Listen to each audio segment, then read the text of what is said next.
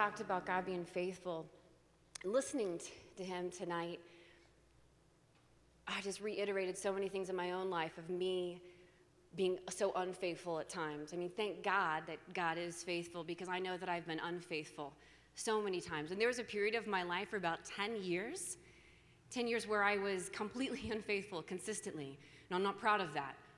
About 10 years of my life that I made bad choice after bad choice after bad choice. I didn't want to. I kept wanting to do better, but I kept falling into the same sin or picking up new ones.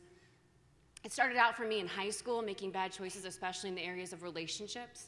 And that just carried over to college, and I continued to make poor choices there too. Then there's a period after my life, after college, where I decided to go off and audition for a TV show, America's Next Top Model, and I was on that and on cycle 3, and then I lived in New York, and it just kept that I couldn't run away further from my sins. They just kept catching up to me, and I kept just engaging in more and more, and I kept being unfaithful in that way. And there was a point, though, during that time where I knew, like, I needed to get out. I wanted to push the reset button. I wanted to just undo the past. I wanted a clean slate. And I knew that the sacrament of reconciliation was was the place where I needed to go. I needed to go to Christ, because God is mercy. God is mercy.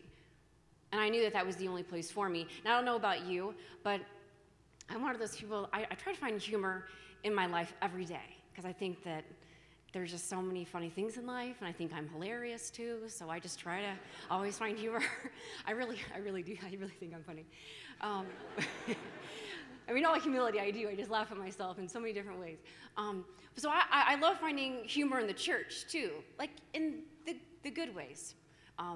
And so, especially in the area of the sacrament of reconciliation, there's a lot of material there. I mean, have you ever walked into a church? You've walked in at confession time, and you've seen, like, the line of people up against the wall with that look of desperation on their face.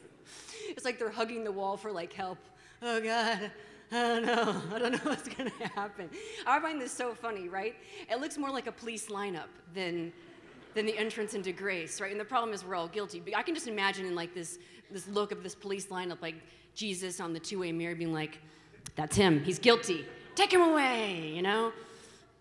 I just find a lot of humor in the sacrament of reconciliation, and so that kind of helps in sometimes of getting through it and going through those moments. But anyway, so I found myself on one of those confession lines that I hope that you find yourself in this weekend.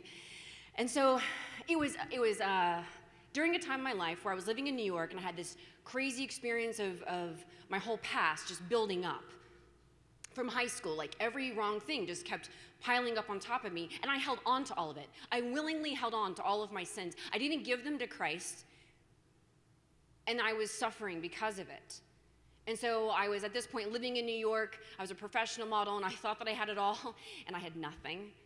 I was completely not at peace, and I know I needed help, right? So I go to confession, and I realize I just need to start over. So I go, and I stand in that confession line with all the other sinners, and I stand there, and I finally go in, right, and I go into the little room, and it had been years since I had been to confession, you have to understand, okay? So I kneel down in front of, like, the screen, because there's, like, a couple options, right? You can do the screen, or you can do the chair for, like, the brave souls of the world, and God love you, but I'm a screen girl, okay? If there's not a screen, I'm holding up my purse, like, Father, can you hear me through the leather, right? Okay, well, anyway, so, and you just, okay, this is another side note. Whoever made that screen, like, who did that? I don't know who did that, but you know they're in heaven. Like, that is like Saint Screen Maker. They are in so heaven for doing that. It is so fantastic. So I am, yeah, give it up for Saint Screen Maker. All right, so I am kneeling down. I'm kneeling down in front of the screen, scared to death. It's been years since I've been confession. Oh my gosh, I'm trying to remember all the prayers. I can't remember anything. I'm so nervous. So the first thing I say is, I don't want to be here. Because that makes a lot of sense, right? And the priest is like, you don't have to be. Are you Catholic? And my response is, I am so Catholic.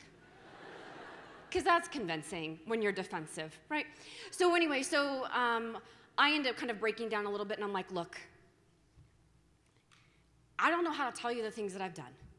And I'm being honest with all of you right now. I truly didn't. the things that I had gotten myself into, and I'm not making this up to sound more dramatic, but they were so dark. They were twisted, they were sick, they were disgusting, they were embarrassing, the things that I chose to do. And I didn't know how to say it, you know, like it was so embarrassing to say what I'd done. And I told the priest that, I go, I don't know what I'm supposed to say to you because I'm so humiliated because I chose this, you know, and I should know better. And he just goes, you know what, why don't you try it this way? Why don't you just give God your biggest sin first? Just get the biggest thing out of the way.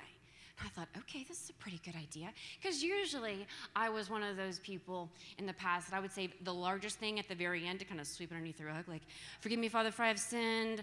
I punched my little sister in the arm. I said a curse word and then I killed somebody. You're like, what? I'm sorry, can you say that again?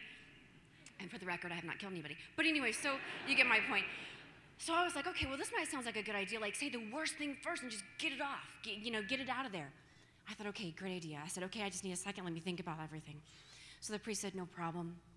So I'm thinking. And, you know, like there's like little holes in that screen, right? So at some point, like the priest kind of leans into that screen really, really, really close.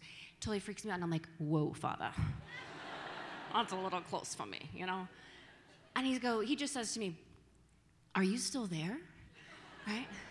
So I lean in and I'm like, isn't patience a virtue, right? Okay, that is horrible. Like, who says that? This girl does, right? That's horrible. Never do that. Here I am the epitome of vice, and I'm telling a priest about virtue? I mean, you know it's bad when you're sinning in the confessional.